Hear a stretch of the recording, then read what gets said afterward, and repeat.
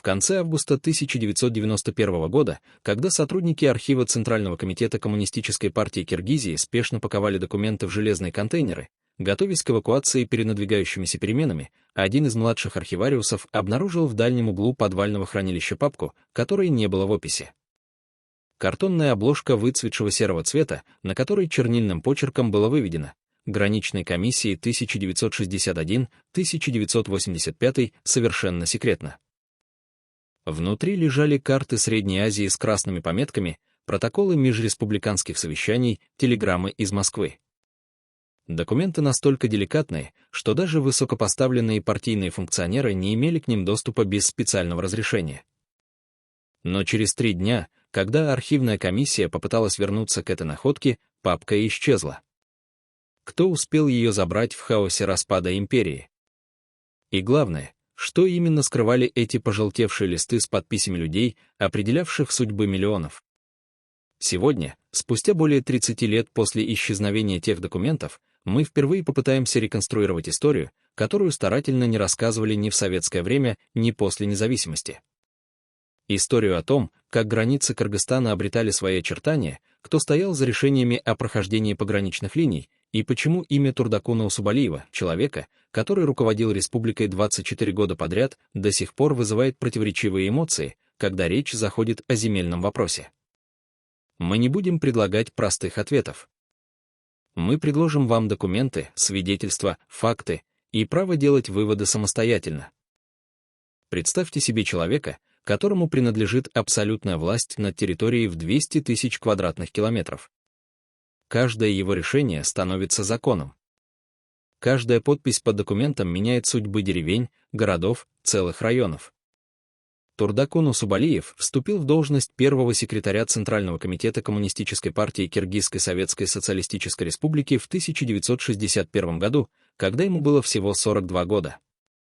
Перед ним лежала аграрная страна с минимальной промышленностью, дорогами, которые размывало первым весенним дождем, и экономикой, зависящей от хлопковых полей и от гонного животноводства. Когда он покинул свой пост в 1985 году, Киргизия экспортировала промышленную продукцию в 53 страны мира и занимала 3-е место среди 15 советских республик по экономическим показателям.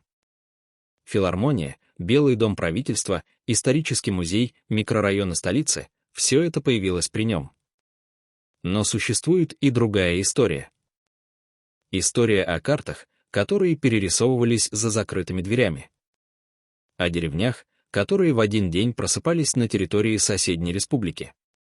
О землях, которые, по мнению многих, были тихо переданы Таджикистану и Узбекистану в обмен на политическую лояльность и благосклонность Москвы. Откуда взялся этот миф?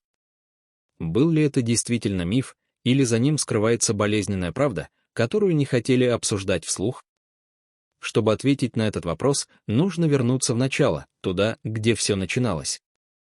В 1919 год, когда в бедной кочевой семье в селе Качкор, в холодных предгорьях Тяньшаня, родился мальчик, которому суждено было стать самым долгоправящим лидером в истории Кыргызстана. Семья жила в мазанке без фундамента, со стенами из глины, сложенными методом Ашара, когда соседи приходят помогать строить дом, потому что у тебя нет денег нанять работников. Зимой они затыкали окно тряпками, чтобы холодный ветер не выдувал последнее тепло из жилища. У этого ребенка не было обуви. У него не было книг. У него была только бесконечная степь вокруг, горы на горизонте и понимание того, что если он хочет выжить, то должен учиться работать, подниматься, несмотря ни на что. К 1943 году этот мальчик из глиняной мазанки уже учился в Москве в высшей партийной школе, вместе с будущими руководителями республики. Именно там он встретил свою будущую супругу, Кульжакени Изалиевну, женщину, которая проживет с ним 57 лет и умрет за 15 лет до его собственного ухода. Его однокурсниками были Кулуй Пакандучалова, которая станет министром культуры, и Асылбек Алтымышбаев, будущий вице-президент Академии наук. 3 молодых киргиза в столице империи, изучающие партийную идеологию, административное управление, основы экономического планирования. Они еще не знали, что им предстоит управлять республикой, перекраивать ее структуру, принимать решения, последствия которых будут ощущаться десятилетия спустя. Но система готовила их именно к этому. Система отбирала самых способных, самых лояльных, самых гибких и превращала их в винтики огромной машины под названием Советский Союз. Машины, которая не терпела сомнений, не прощала ошибок и требовала абсолютного подчинения центру. Мог ли человек, выросший из этой системы, пропитанный ее логикой, действовать вопреки интересам Москвы, когда дело касалось таких стратегических вопросов, как граница между республиками? Вот ключевой вопрос, который мы должны задать прежде всего. Были ли у Усубалиева вообще полномочия самостоятельно решать, где будет проходить граница между Киргизией и ее соседями? Или он был исполнителем воли центрального правительства, человеком, который ставил подпись под документами, которые готовили в Москве чиновники, никогда не видевшие Ферганскую долину и не понимавшие, что значит отрезать кишлак от источника воды или дороги к базару? Чтобы понять это, нам нужно разобраться в том, как вообще работала советская система управления территориями. Как принимались решения о границах? Кто имел последнее слово? И почему эти решения принимались именно в 60-е и 70-е годы, в период правления Усубалиева, а не раньше и не позже?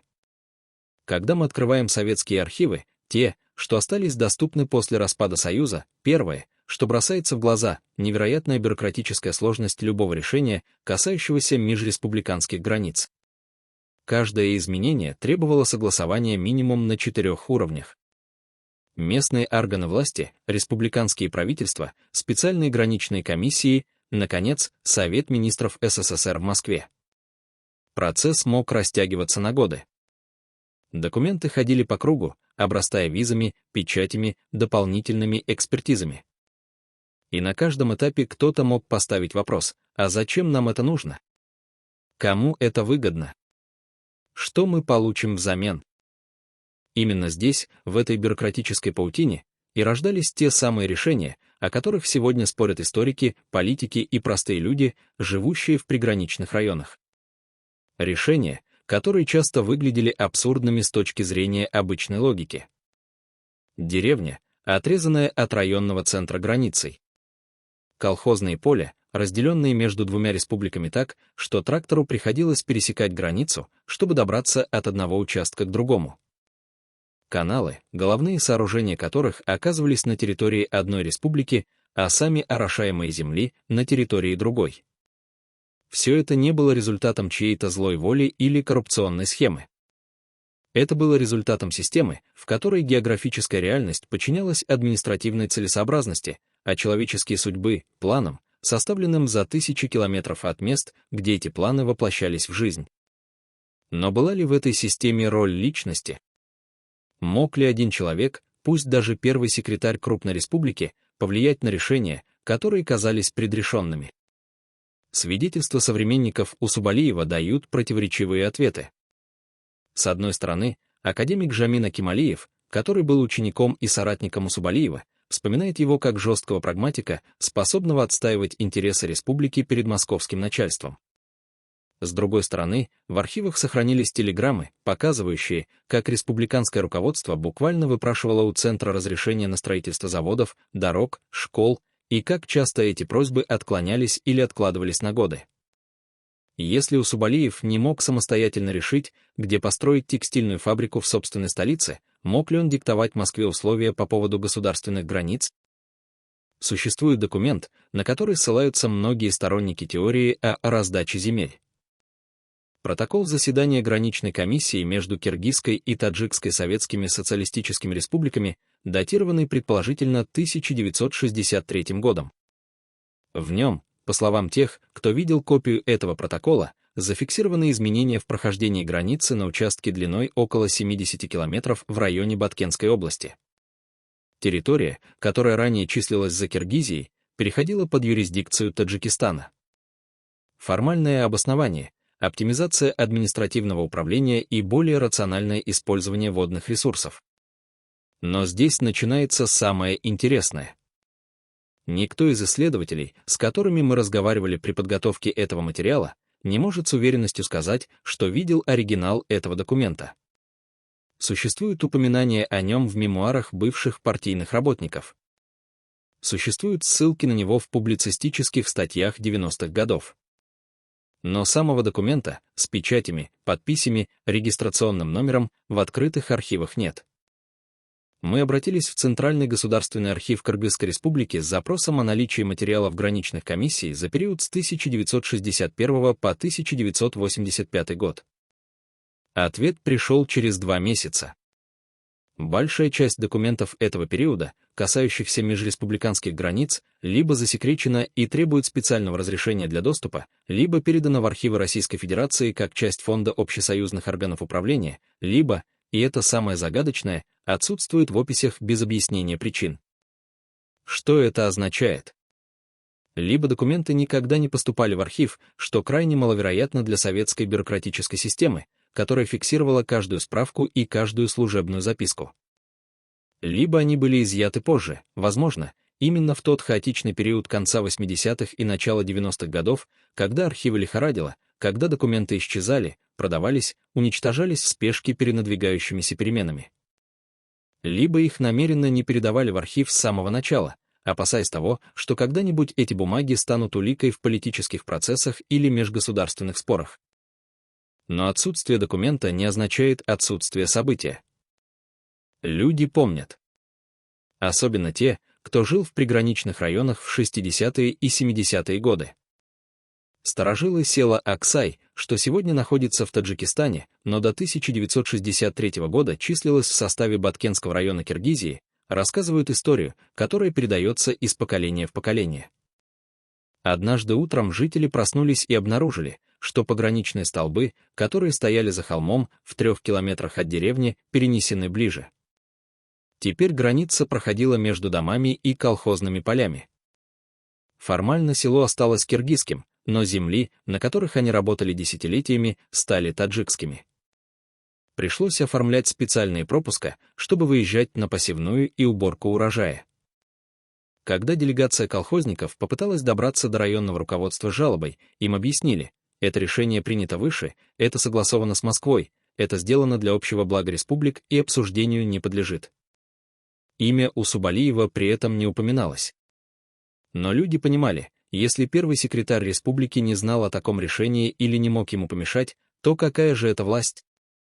Где проходит граница между исполнением воли системы и личной ответственностью за последствия этого исполнения? Если человек подписывает документ, который готовили другие, который утверждали в Москве, который он не мог остановить даже при желании, несет ли он вину за то, что произошло потом? Или вина лежит на системе, которая не оставляла выбора? Турдакун Усубалиев прожил долгую жизнь, 96 лет. Он видел распад Советского Союза. Он видел, как Кыргызстан стал независимым государством. Он видел конфликты на границах, которые вспыхивали с пугающей регулярностью в 90-е и 2000-е годы. Видел, как гибли люди в спорах о том, кому принадлежит эта земля, этот канал, эта дорога. Он дожил до того момента, когда его обвиняли в предательстве национальных интересов, и до того момента, когда его объявляли героем, построившим современный Кыргызстан. Он никогда публично не говорил о земельном вопросе. Никогда не давал развернутых интервью о том, как принимались решения о границах. Молчал ли он потому, что ему нечего было сказать? Или потому, что правда оказалась бы слишком неудобной для всех сторон? 7 золотых медалей выставки достижений народного хозяйства СССР. Медаль за отличие в охране государственной границы. Медаль за освоение целинных земель. Звание Героя Киргизской Республики, присвоенное уже после независимости в 1999 году. 5 раз избирался депутатом Верховного Совета СССР. Дважды депутатом Жагорку Кениша уже независимого Кыргызстана. Когда смотришь на этот список наград и должностей, возникает образ человека, который прожил 2 жизни в одной биографии. Первая жизнь — советская, в которой он был идеальным функционером системы, строителем коммунизма, преданным партийцем, поднявшим республику на 3-е место среди 15.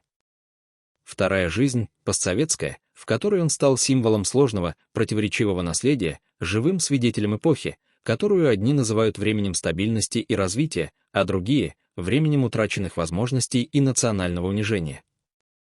Но существовала ли 3-я жизнь, тайная, скрытая от посторонних глаз.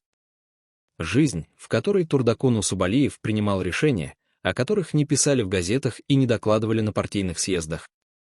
Жизнь, в которой за публичным образом мудрого руководителя, отца нации, строителя заводов и дворцов скрывалась реальность закулисных сделок, компромиссов с Москвой, уступок в пользу соседних республик в обмен на лояльность центра. Чтобы ответить на этот вопрос, нам нужно понять, как вообще жил высший партийный функционер в Советском Союзе. Какими привилегиями он обладал? Какое давление на него оказывалось? И самое главное, какой ценой покупалась власть на 24 года? Первый секретарь республиканского ЦК в советской иерархии занимал особое положение. Формально он подчинялся Центральному комитету КПСС в Москве и лично генеральному секретарю. Но на территории своей республики он обладал почти неограниченной властью. Он решал, кто получит квартиру в новом доме, а кто будет ждать еще 10 лет. Он определял, какой завод построят в этом году, а какой отложат до следующей пятилетки. Он назначал директоров предприятий, ректоров университетов, редакторов газет. Он мог одним звонком разрушить карьеру или, наоборот, вытащить человека из безвестности на вершину республиканской номенклатуры.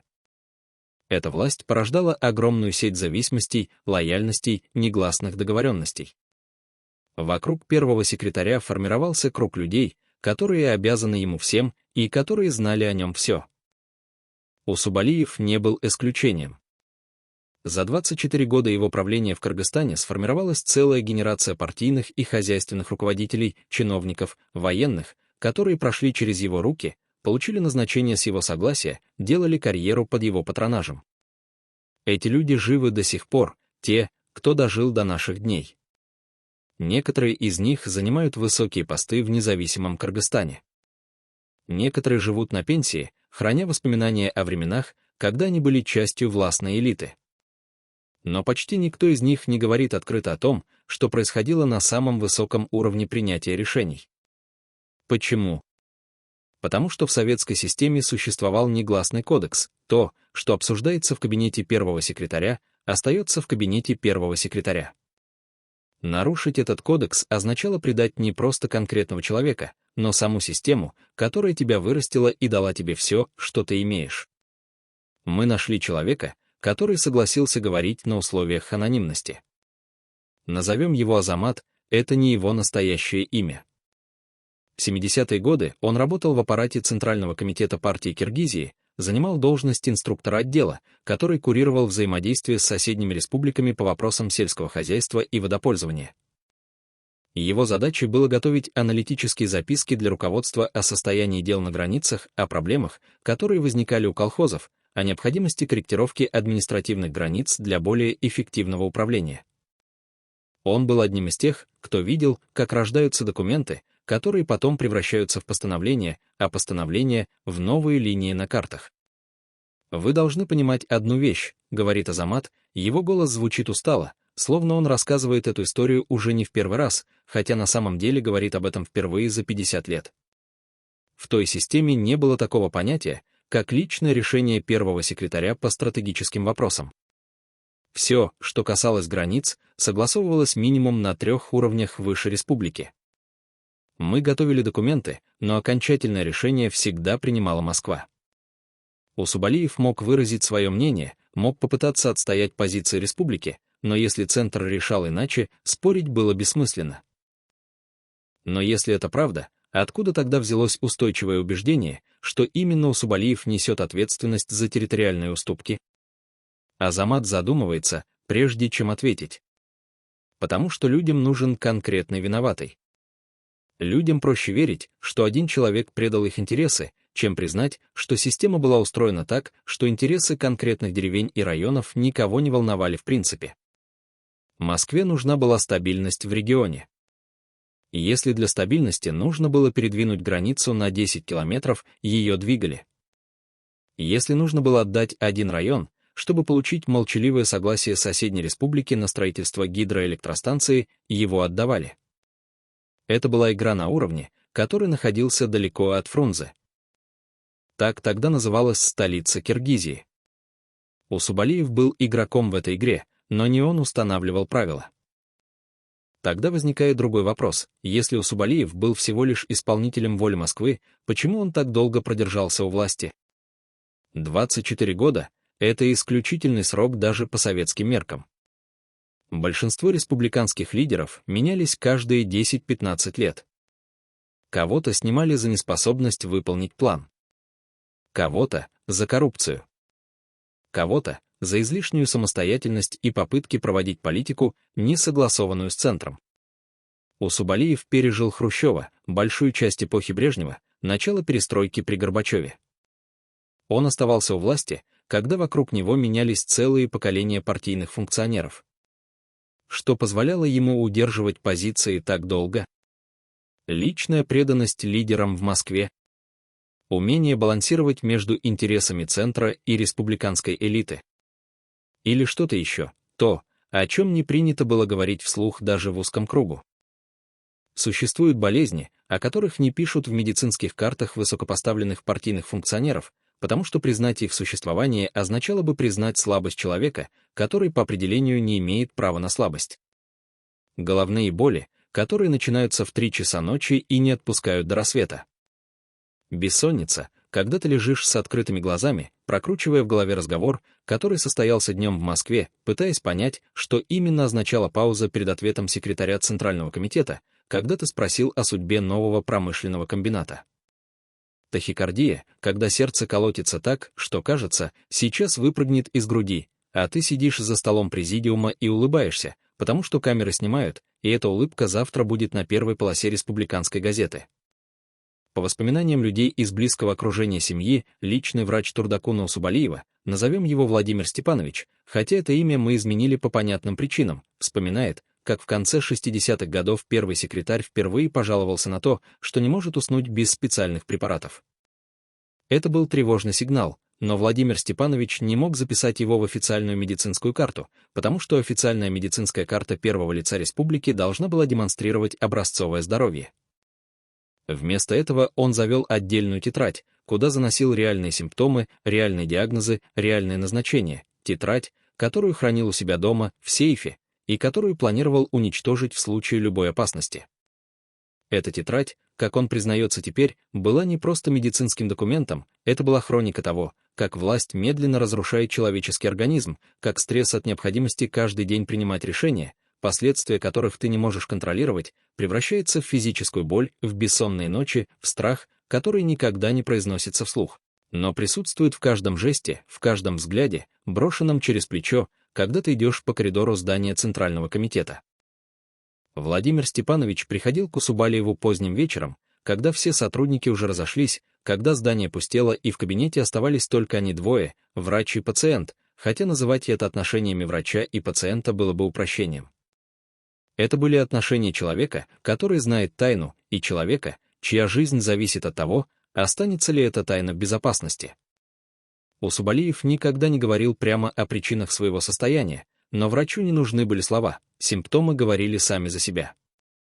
Список лекарств, которые Владимир Степанович заказывал для первого секретаря через закрытые каналы снабжения, предназначенные для высшей номенклатуры, включал препараты против гипертонии, снотворное, средства для улучшения кровообращения, что особенно показательно, лекарства для лечения язвы желудка, классической болезни людей, живущих в состоянии хронического стресса.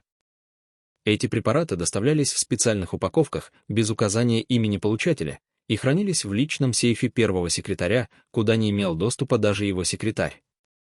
Каждый раз, когда Владимир Степанович выписывал новый рецепт, он понимал, что фиксирует не просто медицинский факт, но свидетельство внутренней борьбы человека, который публично выглядел воплощением силы и уверенности, а наедине с собой и с врачом, который не имел права никому рассказать правду, был просто уставшим, больным, напуганным человеком, пытающимся удержать контроль над ситуацией, которая давно вышла из-под контроля. Но была ли болезнь Усубалиева следствием только физического переутомления, или существовали более глубокие причины, моральные, этические, связанные с теми решениями, которые ему приходилось принимать или, что, возможно, было еще тяжелее, под которыми ему приходилось ставить подпись, зная, что последствия этих решений лягут на плечи простых людей, которые никогда не узнают, кто и почему обрек их на жизнь по обе стороны границы, разделившей их семьи, их хозяйство, их судьбы? Владимир Степанович вспоминает один случай. Это было, по его расчетам, в 1971 или 1972 году, точную дату он не помнит, но помнит обстоятельства. Он пришел на очередной вечерний визит и обнаружил Усубалиева сидящим за столом. Перед ним лежала карта, исписанная пометками, и первый секретарь смотрел на эту карту так, словно пытался найти на ней ответ на вопрос, который не имел правильного ответа. Когда Владимир Степанович спросил о самочувствии, Усубалиев ответил, и это единственный раз, когда врач услышал от него что-то близкое к признанию, что самое страшное в его положении не то, что приходится делать трудный выбор, а то, что часто выбора нет вообще, есть только иллюзия выбора, и ты ставишь подпись под документом, который кто-то написал за 1000 километров отсюда, и эта подпись делает тебя ответственным за все, что произойдет дальше, хотя на самом деле ты не контролируешь ничего. Кроме движения руки, выводящей твою фамилию на бумаге. Это было единственное откровение, которое Усубалиев позволил себе в присутствии врача, но Владимиру Степановичу этого хватило, чтобы понять, болезнь, которую он лечит, не имеет физической природы, а она рождена из противоречия между публичным образом всесильного руководителя и внутренним ощущением бессилия перед машиной, которая использует тебя как инструмент, как печать, которые скрепляют решения, принятые без твоего участия.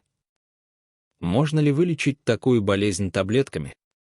Можно ли снять головную боль, когда ее причина не в сосудах головного мозга, а в осознании того, что ты несешь ответственность за последствия действий, которые не ты инициировал, но от которых не можешь отказаться, потому что отказ означал бы конец карьеры, утрату власти, возможно, опалу, изгнание, забвение. Владимир Степанович продолжал выписывать лекарства, продолжал приходить поздними вечерами, продолжал хранить молчание, но внутри себя, как он признается сейчас, он понимал, что лечит не болезнь, а симптомы болезни, которая была неизлечима, пока Усубалиев оставался в кресле первого секретаря, пока система продолжала требовать от него исполнения роли, которая медленно убивала человека, скрывающегося за этой ролью.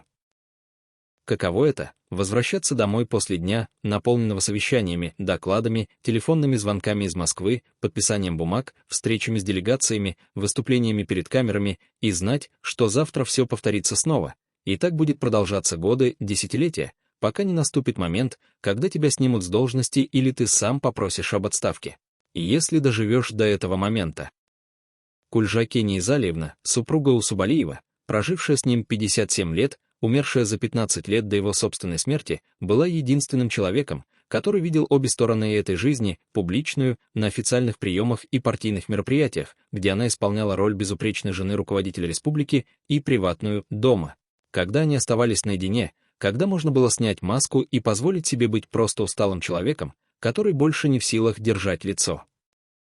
Но о чем они говорили в эти моменты? О земельном вопросе. О границах, которые перекраивали за их спинами. О людях, которые просыпались утром и обнаруживали, что их деревня больше не принадлежит республике, в которой они родились. Предательство начинается не с удара ножом в спину, а с тихого разговора в коридоре, когда один человек говорит другому то, что не должно было выйти за пределы кабинета первого секретаря. Предательство начинается с телефонного звонка, который кто-то делает не тому адресату, передавая информацию, которая превращается в оружие в чужих руках. Предательство начинается с документа, который исчезает из сейфа и появляется на столе у человека, которому этот документ видеть было не положено. В 1974 году, когда Усубалиев председательствовал на торжественном мероприятии по случаю 50-летия образования Коммунистической партии Киргизии, он еще не знал, что в его ближайшем окружении есть человек, который уже принял решение предать его. Однако это решение созревало не один день. Это решение формировалось постепенно, по мере того, как этот человек, по рассказам бывших партийных работников, назовем его Эрнис, хотя это вымышленное имя, осознавал, что путь наверх через лояльность первому секретарю упирается в потолок, что Усубалиев слишком долго держится у власти, что нужны новые люди, новые связи, и что Москва начинает проявлять интерес к тем, кто готов поставлять информацию о реальном положении дел в республике, минуя официальные каналы. Эрнис занимал должность заместителя заведующего одним из ключевых отделов Центрального комитета партии, отделом, который, помимо прочего, курировал вопросы межреспубликанского взаимодействия, включая согласование документов о границах и землепользовании. А это означало, что у него был доступ к информации, которую многие в Москве хотели бы знать, информации о том, как первый секретарь Киргизии реагирует на указания Центра, какие возражения высказывает в частных беседах, насколько готов идти на компромиссы, когда речь заходит о территориальных уступках. Однажды, во время командировки в Москве, его пригласили на неформальную встречу с представителем аппарата ЦК КПСС, встречу, которая официально нигде не фиксировалась, которая проходила не в служебном кабинете, а в ресторане закрытого типа, куда допускали только избранных. Разговор был обтекаемым, вежливым, но смысл был предельно ясен. Центр заинтересован в получении объективной картины того, что происходит в республиках, и готов оценить тех, кто помогает формировать эту картину, обходя официальные каналы, которые часто приукрашивают реальность.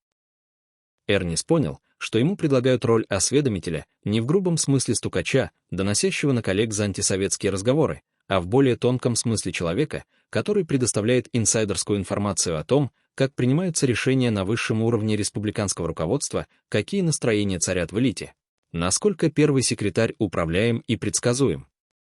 Впрочем, для Эрниса это была не просто возможность заработать благосклонность Москвы, это был шанс выстроить карьеру в обход Усубалиева, создать канал влияния, который не зависел бы от первого секретаря и который, возможно, когда-нибудь позволил бы ему самому занять это кресло.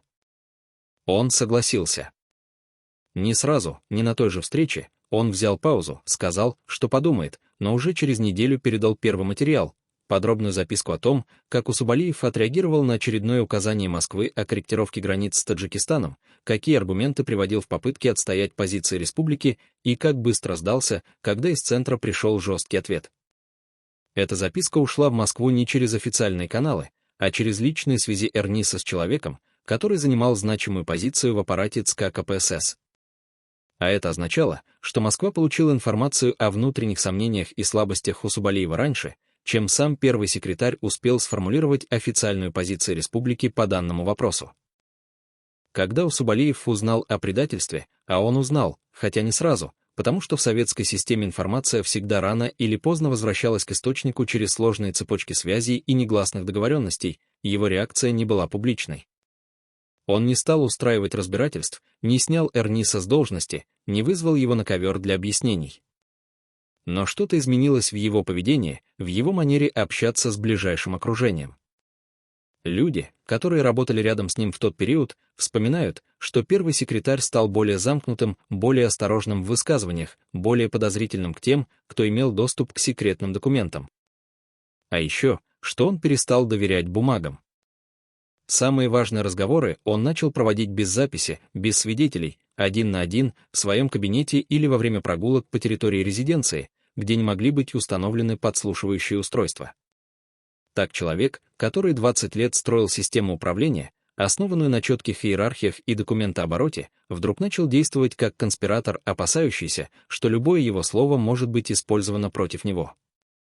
Потому что он понял главное: в системе, где лояльность покупается и продается, где карьера зависит не от профессионализма, а от связи с Москвой, предательство становится не исключением, а нормой, и единственный способ выжить — это не доверять никому, даже тем, кто клянется в преданности.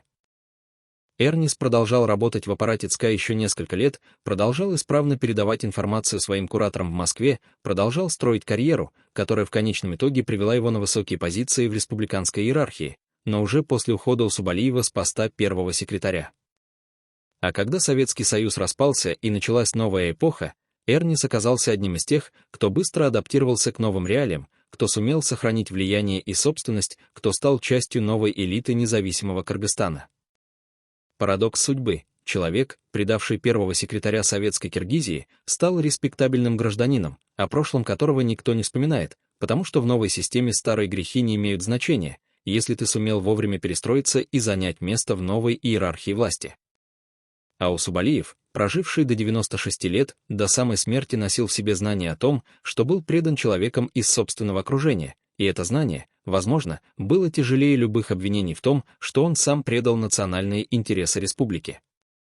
Паранойя приходит тихо. Сначала это просто мысль, промелькнувшая в голове поздним вечером. А что, если тот разговор, который я вел сегодня утром, уже передан не туда? Потом это становится привычкой проверять, закрыта ли дверь кабинета, когда обсуждаешь что-то важное. Затем ты начинаешь замечать, как люди смотрят на тебя не так, как раньше, а с какой-то скрытой настороженностью, словно знают что-то, чего не должны знать. И, наконец, наступает момент, когда ты понимаешь, что не можешь доверять никому, ни коллегам, ни подчиненным, ни даже тем, кого считал друзьями, потому что в системе, где информация равна власти, каждый человек потенциально может оказаться тем, кто передаст твои слова дальше, исказит их, использует против тебя. Кульжаке первой заметила изменения в муже. Это было не сразу, не после какого-то конкретного события, а постепенно, как медленное отравление, когда яд накапливается в организме день за днем, и ты не можешь назвать точный момент, когда стало плохо, но знаешь, что сегодня тебе хуже, чем было вчера, и завтра будет еще хуже. Турдакун стал приходить домой позже. Он стал молчаливее за ужином. Он перестал рассказывать о работе, даже те общие, безопасные вещи, которыми делился раньше, когда им было важно сохранять связь, напоминать друг другу, что они не просто функционеры системы, но живые люди с чувствами, переживаниями, надеждами. Теперь между ними выросла стена молчания, и Кульжаке понимала, что эта стена защищает не ее, она защищает его от необходимости произнести вслух то, что происходит на самом деле, от риска того, что даже дома, в присутствии самого близкого человека, может вырваться слово, которое потом станет уликой. Их сыновья, Сыргак и Есенкул, были еще молоды в те годы, когда отец начал отдаляться от семьи не физически, он продолжал жить с ними, продолжал исполнять обязанности главы семьи, но эмоционально он словно ушел в какое-то внутреннее пространство, куда никому не было доступа. Сыргак вспоминает, как однажды, это было в середине 70-х, он попытался поговорить с отцом о том, что слышал в университете, студенты обсуждали слухи о том, что Киргизия теряет территории, что границы перекраиваются не в пользу республики, и что во всем виноват первый секретарь, который продался Москве. Сыргак хотел услышать объяснение, хотел понять, правда ли это или обычные сплетни, которыми полна любая студенческая среда. Но отец не стал отвечать. Он посмотрел на сына долгим, тяжелым взглядом, в котором читалось столько усталости и боли, что Сыргак больше никогда не решался поднимать эту тему. Потому что в тот момент он понял, отец несет на себе груз, о котором невозможно рассказать даже самым близким, груз, который нельзя разделить ни с кем, потому что любое слово, произнесенное вслух, может быть использовано против него или против его семьи. Есенкул, младший сын, пошел другим путем, он предпочел держаться как можно дальше от политики, выбрал карьеру, не связанную с партийной номенклатурой, старался не пользоваться связями отца для продвижения по службе. Это было его способом защитить себя от той реальности, в которой жил Турдакун Усубалиев, реальности, где каждый твой шаг отслеживается, каждое решение анализируется на предмет лояльности, каждая ошибка может стать поводом для обвинения в предательстве или, наоборот, в излишней самостоятельности. Однако даже держась в стороне, Есенкул не мог не видеть, как отец меняется, как становится более замкнутым, более подозрительным, как начинает избегать людей, которых раньше считал друзьями. Однажды Кульжаке призналась младшему сыну, что боится за отца, не потому, что ему угрожает физическая опасность, а потому что видит, как внутри него что-то ломается, как человек, который всю жизнь строил, создавал, принимал решения, постепенно превращается в заложника системы, которая требует от него не действий, а безусловного подчинения, не инициативы, а исполнительности. Кульжаке умерла в 2000 году, за 15 лет до смерти Турдакуна. Последние годы их совместной жизни прошли уже в новой, независимой стране, где старые титулы и должности потеряли значение, где бывший первый секретарь превратился просто в пожилого человека, которого иногда вспоминали по праздникам, иногда обвиняли во всех грехах советской эпохи, но который больше не имел власти ни над чем и ни над кем. Была ли это свобода или другая форма тюрьмы, тюрьмы воспоминаний, в которой он оставался наедине с вопросами, на которые так и не нашел ответов? Перед смертью Кульжаке сказала сыну, кому именно, неизвестно, оба предпочитают не вспоминать эти слова публично, что самое страшное в жизни их отца было не то, что ему пришлось принимать трудные решения, а то, что он так и не узнал, были ли эти решения правильными, принесли ли они пользу или вред, спас ли он республику от худшего или, наоборот, стал соучастником ее унижения. И что этот вопрос мучил его всю жизнь, но он никогда не позволял себе произнести его вслух, потому что система, в которой он вырос, не предусматривала права на сомнение. После ее смерти Турдакун Усубалиев прожил еще 15 лет долгих, медленных лет старости, когда тело отказывается служить, но разум остается ясным, когда у тебя есть время думать обо всем, что было, и нет возможности что-либо изменить. Он дожил до 96 лет и умер 7 сентября 2015 года в Бишкеке, городе, который он превратил из провинциального Фрунзе в столицу с филармонией, музеями, университетами, который помнил его и одновременно обвинял в том, что он не сделал больше, не защитил лучше, не отстоял территории, которые, возможно, никогда и не принадлежали Кыргызстану в том смысле, в каком люди хотели бы верить. До последних дней он не давал развернутых интервью о земельном вопросе. Не объяснял, как принимались решения о границах. Не оправдывался и не обвинял других. Молчал ли он потому, что нечего было сказать, или потому что правда оказалась бы слишком сложной, слишком неудобной, слишком опасной даже в новой стране, которая так и не научилась говорить о прошлом без обвинений и без попыток найти виноватых там, где виноваты были все и никто одновременно. В архивах Комитета государственной безопасности Киргизской ССР существовала особая категория документов, которая не имела официального названия, но в узких кругах сотрудников спецслужб называлась просто «Дело 37/ГК». Буквы расшифровывались как «граничный контроль», а цифра 37 отсылала не к году сталинских репрессий, как можно было бы подумать, а к количеству населенных пунктов на территории республики, статус которых менялся в период с 1961 по 1985 год. Доступ к этому делу имели ровно 11 человек, среди них первый секретарь Центрального комитета, председатель КГБ республики, 3 его заместителя, 2 сотрудников отдела по особым поручениям и 4 представителей Москвы, чьи имена не фигурировали ни в каких официальных списках. Эти 11 человек знали то, чего не знал никто другой.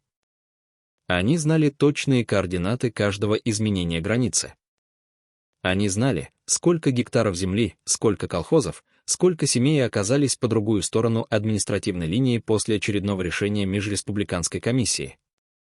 Они знали реальные причины этих решений, не те, что записывались в официальных протоколах, а настоящие, которые обсуждались в кабинетах без свидетелей и без диктофонов. Что происходит, когда 11 человек хранят секрет, который может разрушить карьеры, подорвать доверие народа к власти, спровоцировать межнациональные конфликты? Они создают круг молчания. Они связывают себя невидимыми цепями взаимной ответственности, где каждый знает, что если заговорит один, упадут все. Но эта система работает только до тех пор, пока все 11 живы и сохраняют лояльность друг к другу.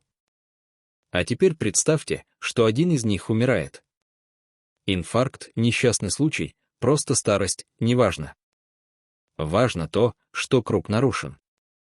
10 человек больше не могут быть уверены, что умирающий не оставил где-то записей, не рассказал кому-то из близких, не передал копии документов адвокату с инструкцией вскрыть конверт после смерти. Паранойя начинает разъедать группу изнутри. Каждый подозревает каждого. Каждый пытается понять, кто из оставшихся может оказаться слабым звеном. В 1978 году один из 11, назовем его Азиз, хотя это не его настоящее имя, попал в автомобильную аварию на трассе между Фрунзе и Ош. Официальная версия: водитель заснул за рулем, машина вылетела в кювет, Азиз получил тяжелые травмы и скончался по дороге в больницу. Неофициальная версия, которая ходила в кулуарах Центрального комитета: за 3 дня до аварии Азиз встречался с журналистом из Москвы, который готовил материал о национальных республиках Средней Азии.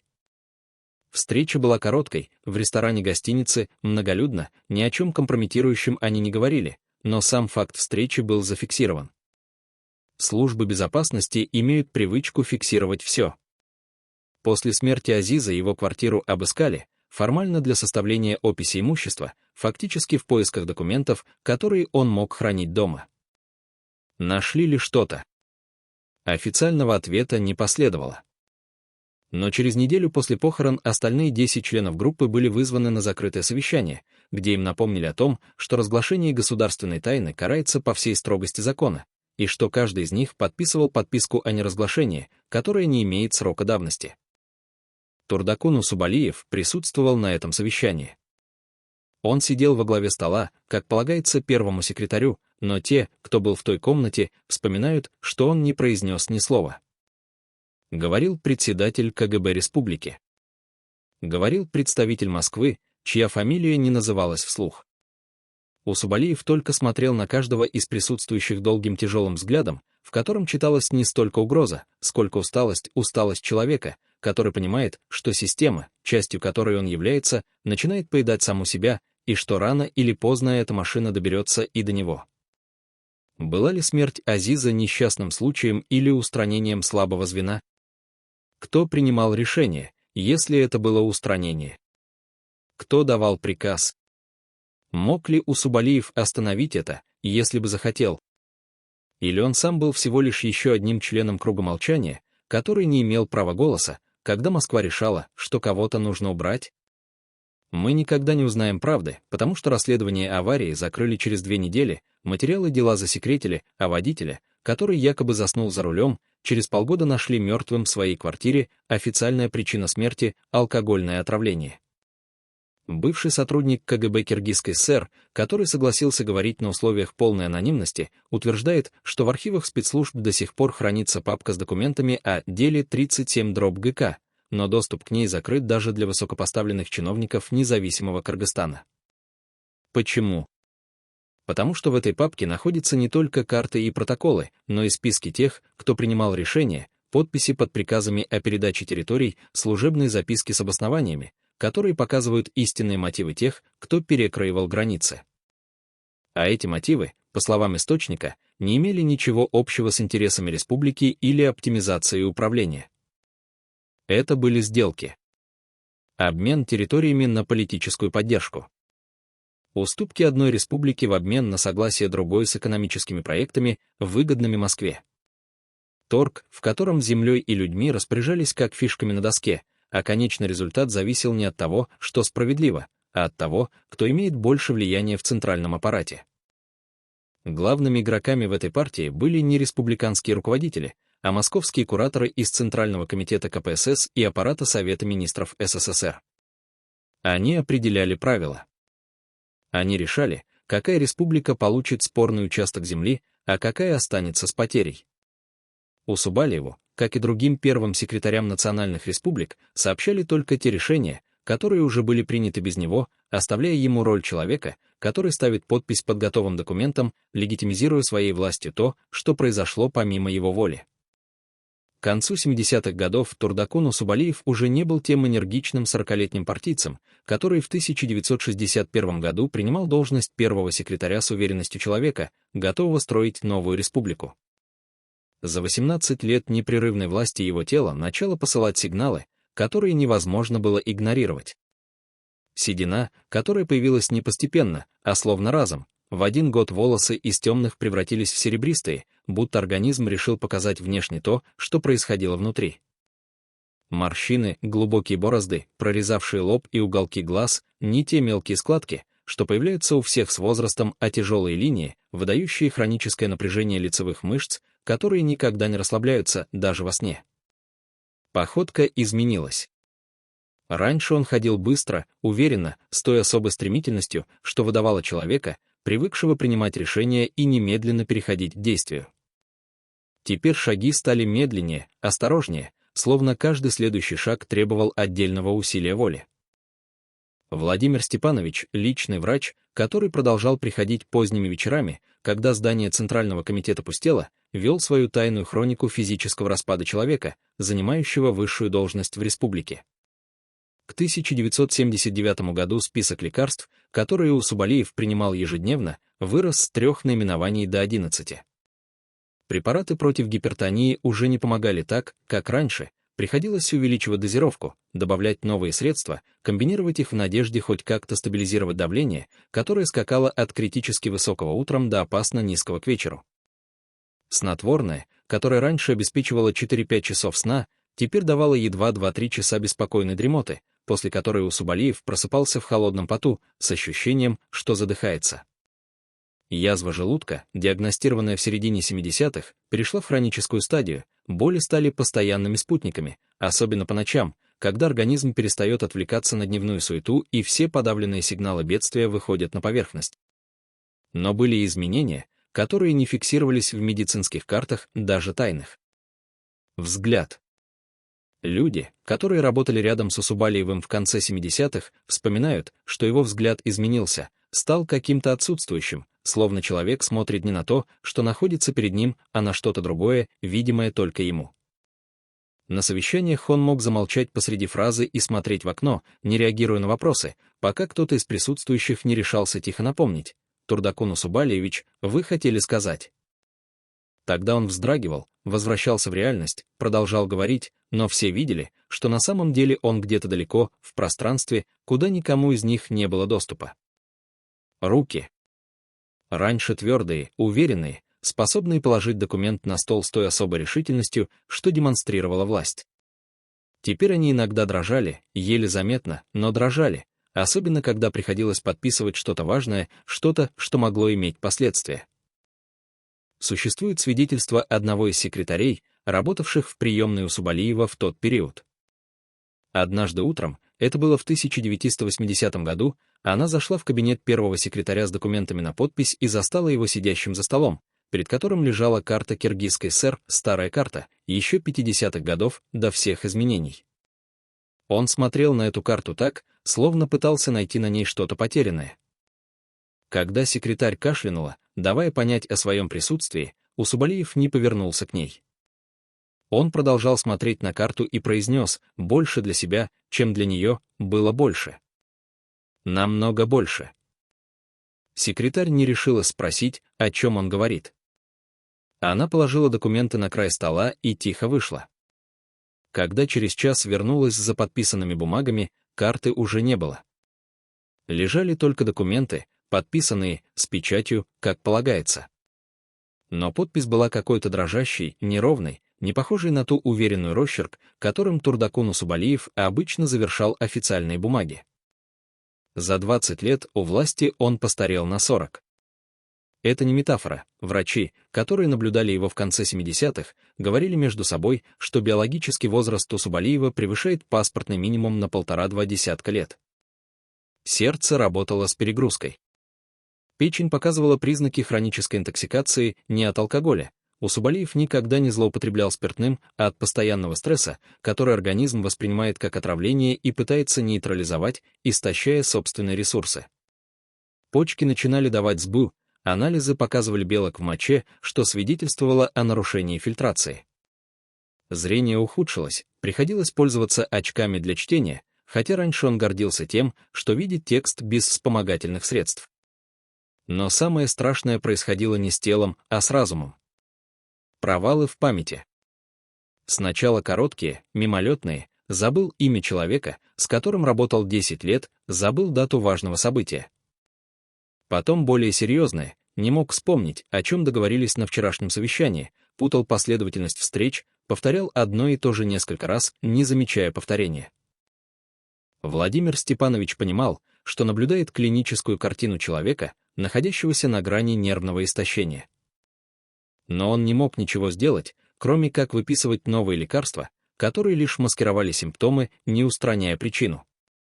А причина была проста и одновременно неразрешима. Человек больше не мог нести тот груз, который на него возложили, но не мог и отказаться от него, потому что отказ означал бы конец не просто карьеры, а всей жизни, которая была посвящена служению системе. Уйти в отставку по собственному желанию значило признать поражение. Уйти по требованию Москвы значило признать вину. Оставаться дальше значило медленно умирать на посту, превращаясь в призрак самого себя, в человека, который формально занимает высшую должность, но фактически уже не управляет ничем, потому что все реальные решения принимаются либо его заместителями, либо напрямую из Москвы, а он только ставит подпись там, где скажут, и произносит речи, которые пишут другие. К 1984 году все в аппарате Центрального комитета видели, что Усубалиев доживает последние месяцы на своем посту. Москва уже подыскивала замену. В кулуарах обсуждались кандидатуры. Старая гвардия брежневской эпохи уходила, сам Брежнев умер в 1982, за ним быстро последовали Андропов и Черненко, пока наконец не пришел Горбачев, который начал чистку республиканских элит, объявив курс на обновление кадров и борьбу с коррупцией. Усубалиев знал, что его время истекло. Вопрос был только в том, как это оформят, дадут ли ему возможность уйти с почетом, с благодарностью за долгую службу, с медалями и пенсией, или снимут с формулировкой, которая поставит крест на всем, что он сделал за четверть века. В 1985 году Турдакун Усубалиев был освобожден от должности первого секретаря Центрального комитета Коммунистической партии Киргизии. Официальная формулировка — в связи с переходом на другую работу. Неофициально все понимали, его убрали. Мягко, без скандала, но убрали. Ему было 66 лет. По советским меркам это был возраст, когда человек еще мог работать и еще был полон сил. Но Усубалиев выглядел на 80. Когда он вышел из здания Центрального комитета в последний день на посту, те, кто видел его, говорят, что он не оглянулся ни разу. Просто сел в машину и уехал. Навсегда. Спустя 30 лет после ухода Усубалиева с поста первого секретаря, когда Советский Союз уже давно распался, когда Кыргызстан пережил 2 революции и несколько конфликтов на границах, когда многие участники тех событий умерли или предпочли молчать, один человек решился рассказать то, о чем молчали 4 десятилетия. Этого человека зовут Мурат, имя изменено по его просьбе. В 80-е годы он занимал должность в Министерстве финансов Киргизской ССР, отвечал за распределение бюджетных средств между районами республики и имел доступ к закрытой информации о том, какие экономические проекты согласовывались с Москвой. Однажды, это было в 1983 году, ему принесли на согласование странный документ, постановление о выделении значительной суммы денег на строительство инфраструктуры в одном из приграничных районов, районе, который за 2 года до этого был передан под административное управление соседней республики. Мурат указал на ошибку, предполагая, что кто-то перепутал названия районов или использовал устаревшие данные. Но ему объяснили, что ошибки нет, деньги действительно должны быть выделены на развитие территории, которая формально уже не принадлежит Киргизии. Когда Мурат попытался выяснить, в чем смысл такого решения, ему сказали не задавать лишних вопросов и просто согласовать документ. Но он не мог согласовать то, чего не понимал. Он пошел выше, к своему министру. Министр выслушал, задумался, сказал, что разберется, и попросил Мурата подождать неделю. Через неделю министр вызвал Мурата в кабинет и объяснил, это компенсация. За что? За территорию, которую Киргизия уступила соседней республике 2 года назад. Компенсация кому? Не Киргизии, соседям, потому что, как оказалось, в момент передачи района туда были обещаны инвестиции в развитие, которые так и не поступили. Теперь соседняя республика требовала выполнения обещаний, а Москва решила, что проще обязать Киргизию профинансировать эти проекты, чем вступать в спор о том, кто кому что обещал. Мурат не поверил своим ушам. Получалось, что республика должна платить за то, что у нее отняли. Министр устало кивнул и добавил, так работает система. Мы отдаем землю. Потом платим за то, что отдали. А потом нас обвинят в том, что мы плохо управляли финансами. Мурат согласовал документ. У него не было выбора. Но с того дня он начал собирать информацию о подобных случаях, не потому, что планировал кого-то разоблачить, а просто потому, что хотел понять масштаб происходящего. За 2 года, которые оставались до его выхода на пенсию, он обнаружил еще 4 аналогичных случая. Киргизия финансировала проекты на территориях, которые уже были переданы соседним республикам. Общая сумма этих выплат составляла цифру, которую он не решается называть вслух даже сейчас, спустя десятилетия. Но, по его словам, на эти деньги можно было построить 3 крупных завода или 20 школ на территории самой Киргизии. Подписи на документах стояли высокопоставленных лиц республиканского правительства, включая тех, кто входил в ближайшее окружение Усубалиева. Знал ли сам первый секретарь о том, что происходит? Мурат делает паузу, прежде чем ответить. Если он не знал, то это означает, что он не контролировал свою же администрацию. Если знал, то он был соучастником схемы, которая систематически разоряла республику. В обоих случаях он несет ответственность. Но вопрос не в этом.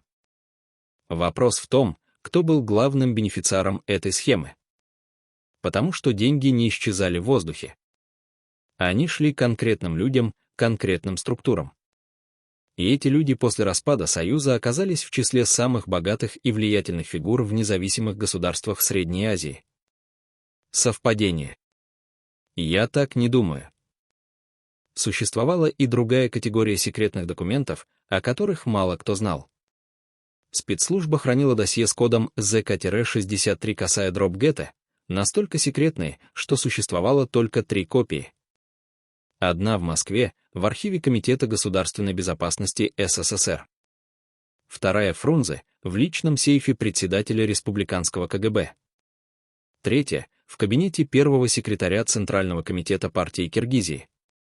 Расшифровка кода никогда не записывалась полностью, но те, кто имел доступ, знали «граничная трансформация». В этих досье хранилась правда о здоровье межреспубликанских отношений, планы по перераспределению территорий на 20 лет вперед и нечто шокирующее — экономические расчеты того, сколько стоит каждый квадратный километр спорной земли в категориях политической лояльности. Ни в деньгах, в годах молчания, в голосах на партийных съездах, в поддержке московских решений, которые могли казаться абсурдными на местном уровне, но имели безупречную логику на уровне управления империей.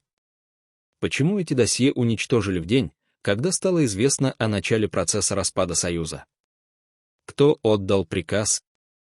И самое важное, успели ли уничтожить все 3 копии, или одна все-таки сохранилась где-то в архивах, ожидая момента, когда ее содержание станет политической бомбой? Существует человек, который утверждает, что видел одну из этих копий. Назовем его Бакыт, не его настоящее имя, но единственное, под которым он согласился говорить.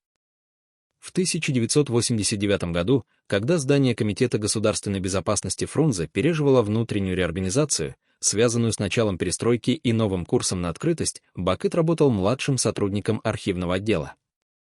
Его задачей было переносить дела из старого хранилища в новое, расположенное в другом крыле здания, работа монотонная, требующая аккуратности, но не творческого подхода. Документы в опечатанных коробках, списки передачи, подписи ответственных лиц. Однако однажды утром, когда он спускался в подвальное хранилище за очередной партией дел, он обнаружил, что одна из коробок, стоящая отдельно от остальных, была вскрыта. Печать сорвана. Внутри лежала папка с красным грифом «Совершенно секретно», на обложке которой стоял код ЗК-63 с ГТ. Любопытство победило инстинкт самосохранения. Бакыт открыл папку. Первое, что он увидел — карту. Необычную административную карту Киргизской ССР, которые висели во всех государственных учреждениях, а особую, на которой разными цветами были обозначены зоны. Красные контуры — территории, переданные соседним республикам в период с 1961 по 1985 год. Желтые контуры — территории, запланированные к передаче в следующем 5-летнем периоде, но не реализованные из-за начала перестройки. Синие контуры — спорные зоны, где окончательное решение не было принято и требовало дополнительных согласований. Бакыт вспоминает, что площадь красных зон составляла значительную часть южных регионов республики.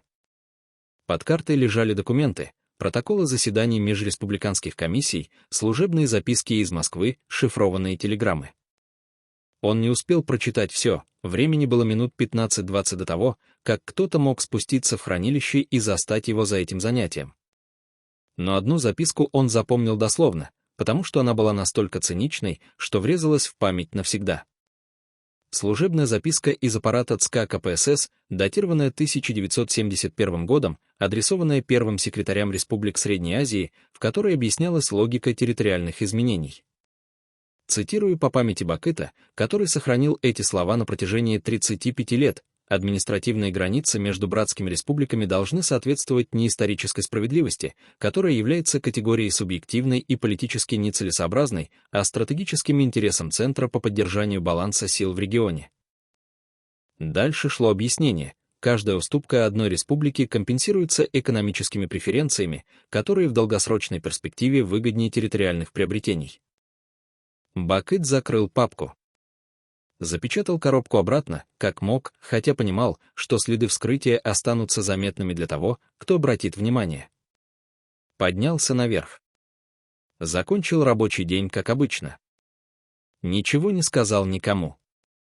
Через 3 дня ту коробку забрали люди в форме без опознавательных знаков, забрали прямо из нового хранилища, куда Бакыт ее уже успел перенести не из списка передачи, без оформления документов. Просто пришли, показали какую-то бумагу начальнику отдела, тот кивнул, и коробка исчезла. Бакыт больше никогда не видел ее. Но главное, никто не пришел к нему с вопросами о том, скрывал ли он что-то, читал ли что-то, запомнил ли что-то. Либо не заметили следов вскрытия. Либо решили, что младший архивист не представляет угрозы. Либо просто не было времени разбираться, потому что система уже трещала по швам, и скоро все секреты должны были потерять значение в новой реальности. Но та записка, которую он прочитал, не потеряла значения. Она объясняла все. Она отвечала на вопрос, который мучил тысячи людей, почему границы проводили так, как проводили. Не потому, что кто-то предал. Не потому, что первый секретарь был коррумпирован или слаб. А потому, что существовала система расчетов, в которой территория была всего лишь фишкой в большой игре, где выигрыш измерялся не квадратными километрами, а способностью удерживать контроль над регионом, минимизировать конфликты между республиками, обеспечивать видимость добровольного единства. Усубалиев вставил подпись под документами, которые готовила Москва, потому что отказ означал бы открытую конфронтацию с центром, конфронтацию, которую ни одна республика не могла себе позволить. А Москва готовила эти документы, потому что империя управляется не по законам справедливости, а по законам контроля. И главный закон контроля гласит, лучше пожертвовать частью, чтобы сохранить целое. Даже если эта часть — земля, на которой живут люди, не понимающие, почему их судьбу решают за тысячи километров от их домов. Бакыт хранил молчание 35 лет. Почему он решил рассказать сейчас? Потому что все главные участники тех событий мертвы, и больше некого защищать и ни от кого защищаться. Потому что правда не становится менее важной от того, что они узнают с опозданием на 3 десятилетия. И потому что он хочет, чтобы люди поняли, земельный вопрос никогда не был вопросом о конкретных злодеях или героях, это был вопрос о системе, которая превращала людей в исполнителей чужой воли, а земли — в предмет торга, где никто не спрашивал мнения тех, кого это касалось напрямую. Может быть, эта правда ничего не изменит сегодня. Границы уже проведены. Конфликты уже случились. Жертвы уже принесены. Но, по крайней мере, люди будут знать, предателем был не один человек, предательской была сама логика системы, в которой интересы центра всегда перевешивали интересы периферии, а молчание покупалось обещаниями, которые никогда не выполнялись полностью. Где сейчас те 3 копии досье? Московская, вероятно, в российских архивах спецслужб, под грифом секретности, которые не снимут еще лет 50. Фрунзенская, уничтожена в 1989 или 90 году, вместе с тысячами других документов, которые сочли опасными в преддверии независимости. А 3 — из личного сейфа Усубалиева. Кто знает? Может быть, ее забрали после его ухода с поста. А может быть, он сам уничтожил ее, понимая, что эти бумаги — слишком тяжелое наследство для тех, кто останется после него. Или может быть, и это самая тревожная версия, она до сих пор где-то существует, спрятанная надежно, ожидая момента, когда ее обнаружат, и тогда вся история придется переписывать заново, отвечая на вопросы, которые сегодня кажутся закрытыми. Кто может гарантировать, что правда уже известна, если главные свидетели молчат до смерти, а документы исчезают быстрее, чем их успевают прочитать? За 10 дней до того, как Турдакун Усубалиев был освобожден от должности первого секретаря, в его резиденции поздним вечером появился посетитель, которого не зарегистрировали. Охрана пропустила его без записи в журнале, без проверки документов, без оформления пропуска, признак того, что этот человек входил в негласный список лиц, имеющих право на невидимые визиты. Таких списков было несколько уровней. Первый уровень — московские кураторы из аппарата ЦК КПСС, которые могли приезжать в любое время и требовать немедленной встречи с первым секретарем без предупреждения. Второй уровень — представители силовых структур, чьи полномочия позволяли им действовать вне обычных протоколов. Третий уровень — особые эмиссары, люди без официальных должностей, но с мандатом доверия от самого верха, те, кто передавал сообщения, которые нельзя было отправить по обычным каналам связи. Визитер, пришедший в ту ночь, принадлежал ко второму уровню. Сотрудник охраны, дежуривший у входа в резиденцию, назовем его Талант, хотя это не его настоящее имя, вспоминает, как мужчина средних лет, в штатском, но с выправкой военного, подошел к воротам ровно в 23 часа. Показал удостоверение красного цвета, формат, который использовался только особыми подразделениями. Талант позвонил дежурному секретарю, тот позвонил непосредственно Усубалиеву, получил разрешение пропустить. Визитер прошел в кабинет первого секретаря. Дверь закрылась. Разговор длился, по расчетам Таланта, около 40 минут. О чем они говорили, неизвестно, кабинет был изолирован так, чтобы никакие звуки не проникали наружу.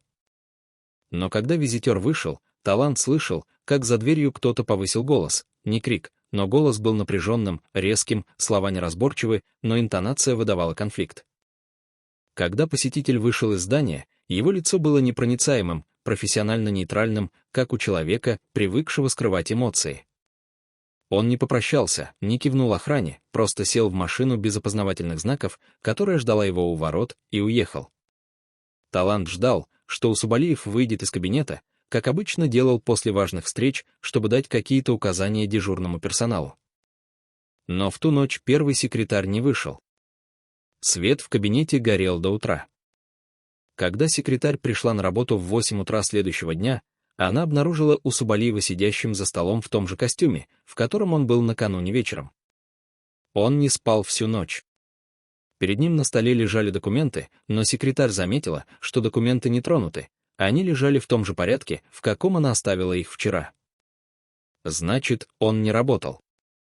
Он просто сидел и смотрел в пространство, погруженный в мысли, из которых не мог или не хотел выбраться. Что сказал тот визитер? Какую новость принес? Талант имеет свою версию, основанную на том, что узнал позже, когда все стало известно. Визитер передал решение Москвы об освобождении Усубалиева от должности. Неофициальное постановление, оно придет позже, через обычные каналы. А предварительное уведомление, которое давали всегда за 10-15 дней до публичного объявления, чтобы человек мог подготовиться, привести дела в порядок, договориться о формулировках. Вежливый жест системы по отношению к тем, кто служил ей долго и верно. Но в том разговоре, судя по повышенным голосам, произошло что-то еще. Возможно, Усубалиев пытался узнать причину, реальную причину, не ту, что запишут в официальных документах. А возможно, визитер сообщил ему нечто большее, например, что после ухода с поста начнется проверка его деятельности, что будут подняты вопросы о земельных сделках, о финансовых потоках, о решениях, принятых за 24 года, и что лучше всего уйти тихо, без скандала, сохранив репутацию и пенсию. Второй свидетель той ночи, водитель Усубалиева, Искиндер, имя изменено, который дежурил на стоянке резиденции и видел, как уезжал таинственный посетитель. Искиндер вспоминает деталь, которую Талант не заметил. Когда машина визитера выезжала через ворота, ее номера были закрыты специальными шторками, прием, который использовался только для автомобилей высокопоставленных сотрудников спецслужб, когда требовалась абсолютная конфиденциальность перемещения. Это означало, что визит был настолько секретным, что даже внутри системы не все должны были знать о нем. А это, в свою очередь, означает, что разговор касался вещей, которые выходили за рамки обычной административной процедуры освобождения от должности. Искиндер высказывает предположение, которое невозможно проверить, но которое имеет внутреннюю логику, визитер предложил Усубалиеву сделку. Молчание в обмен на безопасность. Не поднимать вопросов о том, кто несет ответственность за земельные потери, не давать интервью, не писать мемуары, которые могли бы раскрыть механизмы принятия решений и взамен получить гарантию, что его не будут преследовать, не лишат наград, не превратят в козла отпущения, на которого свалят все грехи эпохи. Принял ли Усубалиев эту сделку? Факты говорят сами за себя. После ухода с поста в 1985 году он действительно не давал развернутых интервью о земельном вопросе, не публиковал мемуары, которые содержали бы критику системы или раскрытие секретов, не участвовал в политических дебатах о границах. Он жил тихо, почти отшельнически, появляясь на публике только по большим праздникам, когда его присутствие было данью уважения к ветерану, но не платформой для высказываний. Некоторые видели в этом достоинство, человек не пытается оправдаться, не сваливает вину на других, несет груз молча. Другие видели признание вины, и если бы ему было нечего скрывать, он бы говорил, объяснял, защищался. Но возможен не третий вариант, он молчал, потому что понимал, что правда слишком сложна для публичного пространства, где люди хотят простых ответов, кто виноват, кто герой, кто предатель. А реальность была в том, что виновата система, в которой не было ни героев, ни предателей, были только функционеры, исполняющие роли, от которых не могли отказаться. Кто был тот визитер? Имя осталось неизвестным.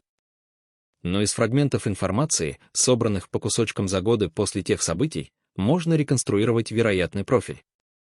Высокопоставленный офицер КГБ СССР, специализировавшийся на работе с партийными кадрами в национальных республиках.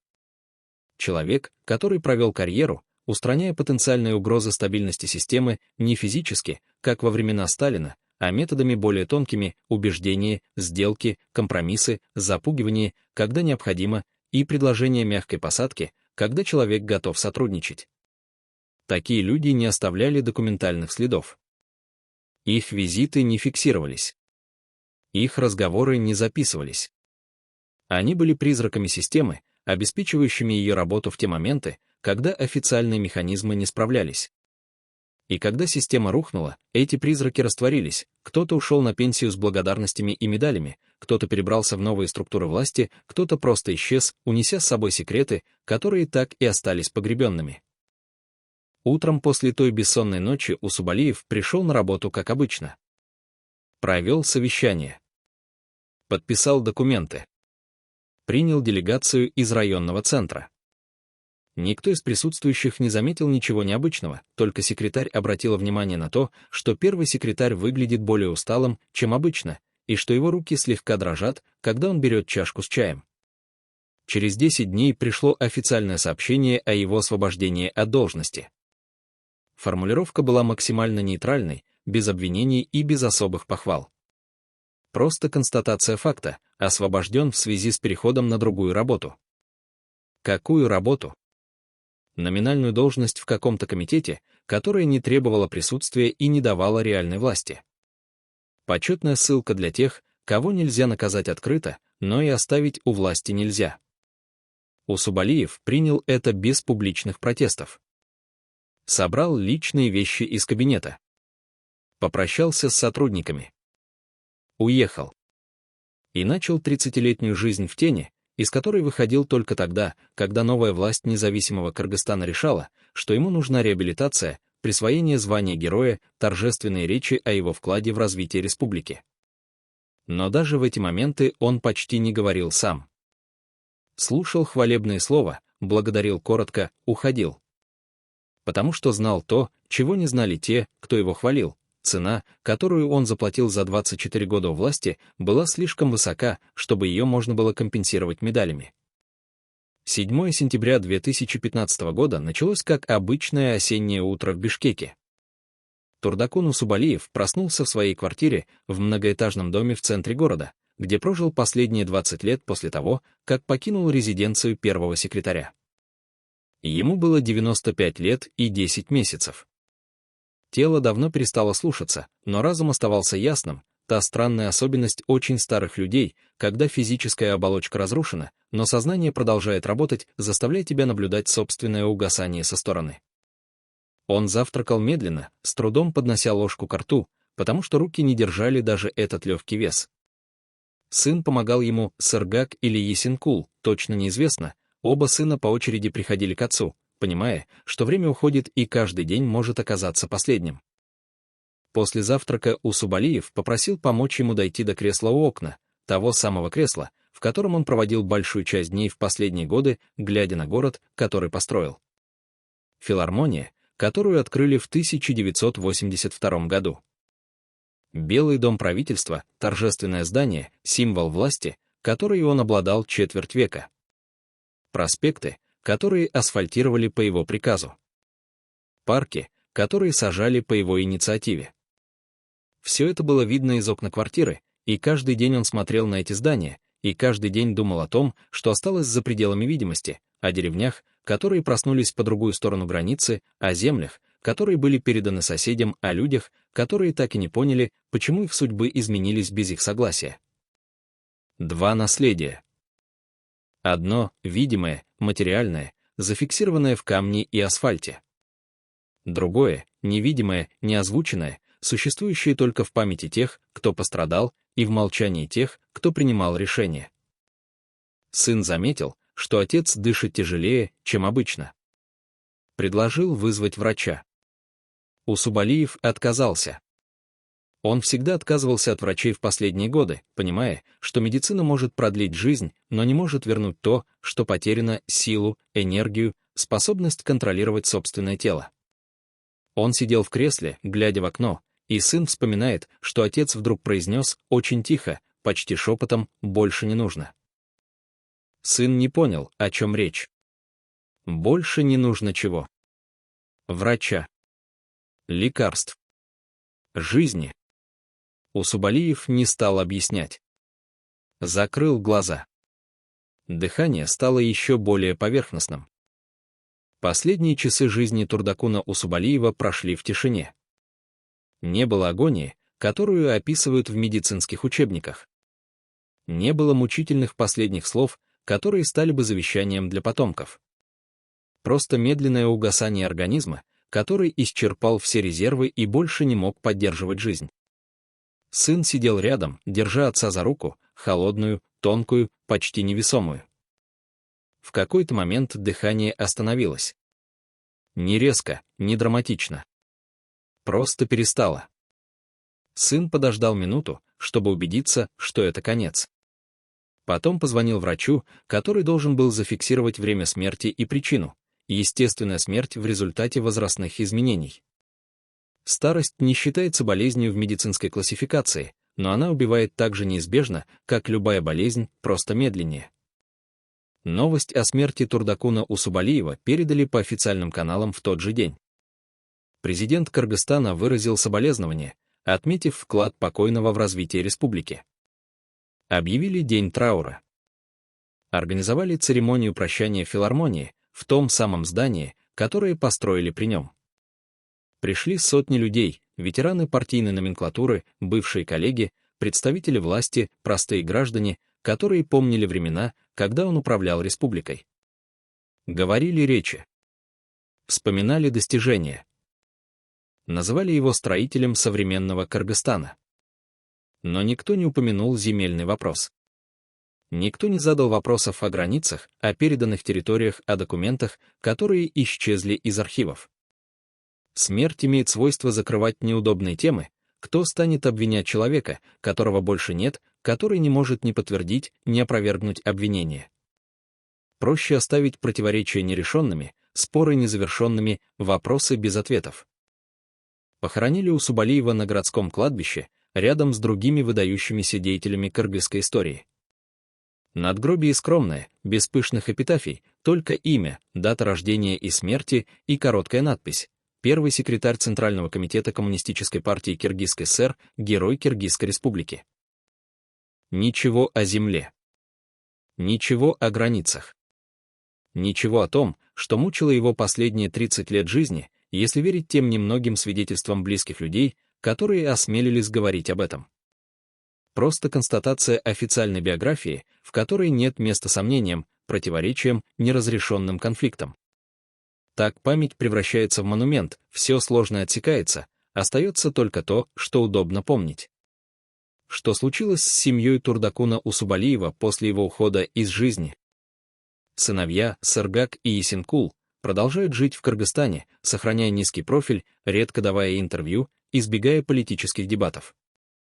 Они помнят отца не как историческую фигуру, а как человека, который нес груз, о котором предпочитал не говорить вслух. Внуки Усубалиева выросли в независимом Кыргызстане, где имя деда вызывает противоречивые реакции. Для одних он строитель, для других соучастник системы, которая разбазарила национальное достояние. Семья не пытается защищать его репутацию публично, не пишет опровержений на обвинения, не требует пересмотра истории. Просто живут, храня память частную, отдельную от памяти публичной. А что стало с теми, кто выиграл от территориальных изменений? Люди, занимавшие ключевые посты в соседних республиках в те годы, когда границы перекраивались, построили карьеры, которые пережили распад СССР. Некоторые стали влиятельными бизнесменами в новых независимых государствах, контролируя секторы экономики, которые выросли на землях, когда-то спорных. Некоторые заняли политические позиции, используя связи, наработанные в советское время. Совпадение. Или логичный результат системы, где информация о том, какие территории будут переданы, какие проекты будут финансироваться, давала огромное преимущество тем, кто имел доступ к закрытым документам и негласным договоренностям. История не любит отвечать на такие вопросы однозначно. Она предпочитает оставлять пространство для интерпретаций, где каждый находит то, что хочет найти, подтверждение своим подозрениям или опровержение чужих обвинений. Земельный вопрос между Кыргызстаном и соседними государствами остается нерешенным до сих пор. Периодически вспыхивают пограничные конфликты. Гибнут люди. Разрушаются дома. Поднимаются новые протесты. И каждый раз, когда это происходит, кто-то вспоминает имя Турдакуна Усубалиева, одни, чтобы обвинить, другие, чтобы оправдать, третьи, чтобы задаться вопросом, а мог ли он поступить иначе? Мог ли один человек противостоять системе, которая была сильнее любой личной воли? Или он всего лишь исполнял роль, написанную для него задолго до того, как он сел в кресло первого секретаря? Правда в том, что мы никогда не узнаем полной картины. Слишком многие документы уничтожены. Слишком многие свидетели умерли. Слишком многие секреты похоронены в архивах, доступ к которым закрыт еще на десятилетия. Все, что остается, фрагменты, противоречивые воспоминания, догадки, которые невозможно проверить, и вопросы, на которые невозможно ответить с абсолютной уверенностью. Может быть, именно в этом и заключается подлинная историческая правда, не в однозначных ответах, а в признании того, что прошлое сложнее, чем мы готовы признать, что люди действовали в условиях, которые мы сегодня не можем полностью понять, и что судить их значит упрощать реальность до уровня, где перестают существовать нюансы. Турдакун Усубалиев мертв. Его эпоха закончилась. Система, которая создала его и которую он поддерживал, рухнула 3 десятилетия назад. Но вопросы остаются. Вопросы о том, где проходит граница между исполнением долга и предательством. Между слабостью и мудростью компромисса. Между виной личности и виной системы.